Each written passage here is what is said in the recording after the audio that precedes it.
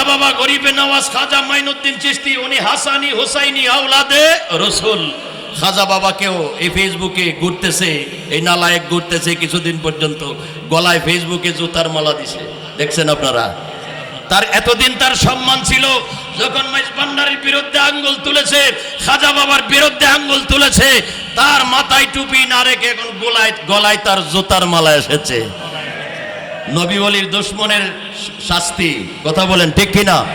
খাজা গরিবে নওয়াজকে বলছে ভুয়া ভুয়া ভুয়া, খাজা বাবা ভুয়া, পড়ুন নাউজুবিল্লাহ। এগুলোর জন্মের দোষ আছে, কথা বলেন ঠিক কিনা? ওই নবীর আমলে নবীজি কেউ বলেছিল মুহাম্মদ পাগল, মুহাম্মদ পাগল। আল্লাহ বলেন উতুল্লিম বাদা জালিকা জানিন, তুই জারস সন্তান, তুই জারস সন্তান, তুই জারস সন্তান। কে বলেছে?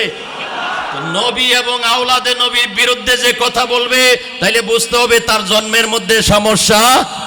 সে আলেম হোক, ফাজিল হোক, মুফতি হোক, মুহাদ্দিস হোক আর ইমাম সাহেব হোক, তার জন্ম ঠুকাইতে হবে। নসলনামার মধ্যে কি আছে? দোষ।